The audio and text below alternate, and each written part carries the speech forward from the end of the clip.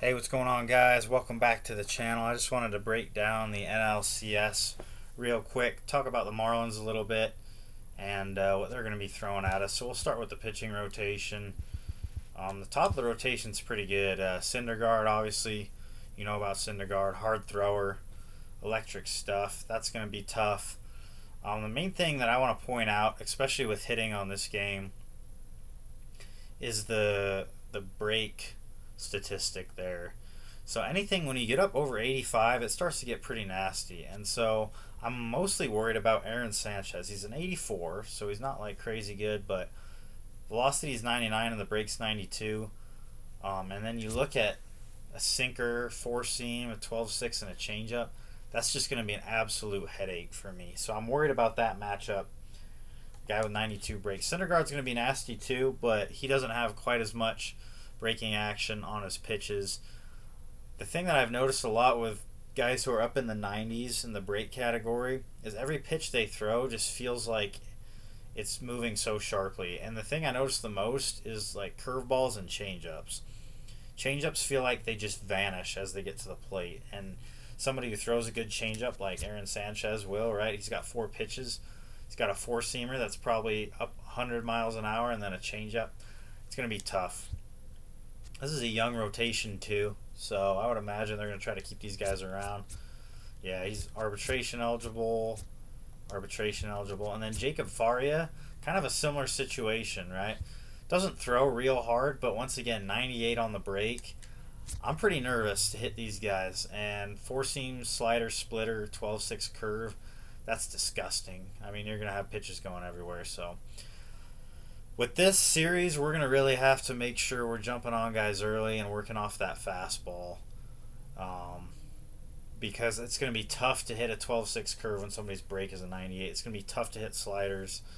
It's going to be nasty. And then the bottom, Dylan Bundy, I'm not too worried about, but once again, he's got good break. He's in well into the 80s, almost 90s.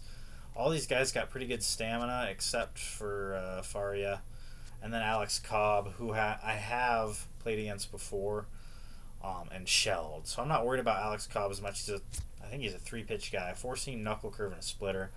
That's easy. I can work with that. But I'm worried about this pitching rotation. I think they're going to cause a lot of problems with us.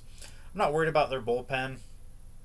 Kenley Jansen hasn't given me a lot of problems in the past, but these guys right here, these first three especially, I'm nervous, man, and I think Dylan Bundy could sneak up on us and be a problem too. This is also a super young pitching rotation, so Alex Cobb's the only guy in the 30s. You got 25, 24, 25, and 25. I mean, this Marlins team, that's part of the reason why they're here. And then the other thing we want to look at is the starting lineups for the Marlins. Right-handed pitcher. Obviously, everybody's got DHs. We set that up for the Legends draft. So, Barry Larkin leading off. Pretty classic leadoff guy. Miggy Cabrera. He's going to rake. I mean, the main guy, though, Jose Ramirez, is going to be a problem. Switch hitter, obviously. If you know Jose Ramirez, you know. And then look at the season he's coming off of. 36 bombs, hit 314, 419 on base percentage is wild, and a 5.75 slug. Pretty darn good year. Almost 1,000 OPS. That's what we're up against. He's going to be a problem. Justin Upton had a real good year also. A lot of pop from him. He hit 41 bombs and hit 290. So this is a deep lineup. You know, Sean Green, everywhere you go, especially against right-handers, everybody can hurt you, except for maybe Michael Taylor.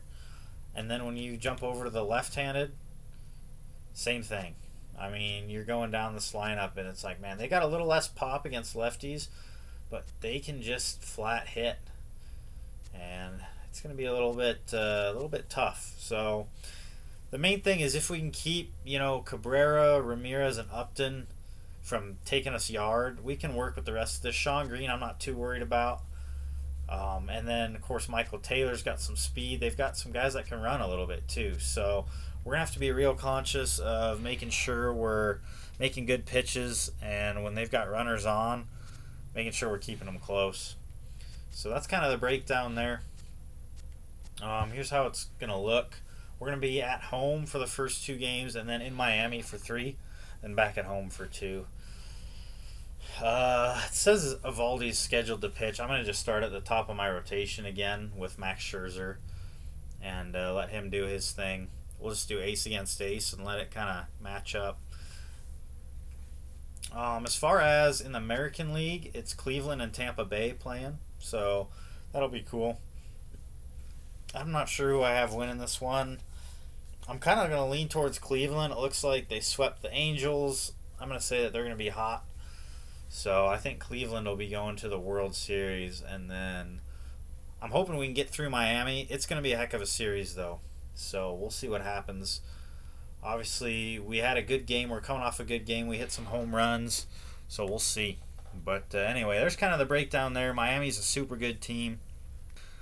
For us to win, we got to hit the ball out of the ballpark. It's been like that all year. It's been like that all postseason. The games that we're hitting home runs in, we're winning. Now, in the off season, we're going to try to make some adjustments. I've got a couple of plans for some trades and maybe some signings to maybe get us a little more dynamic, get us off the home run a little bit more, and maybe mix in some speed. But anyway, for now, home runs are bust for us. So thanks for tuning in, guys. Just want to do a quick little breakdown, a couple minutes, talk about the series, and then we'll get it going. So thanks for tuning in. I appreciate it. Y'all take care.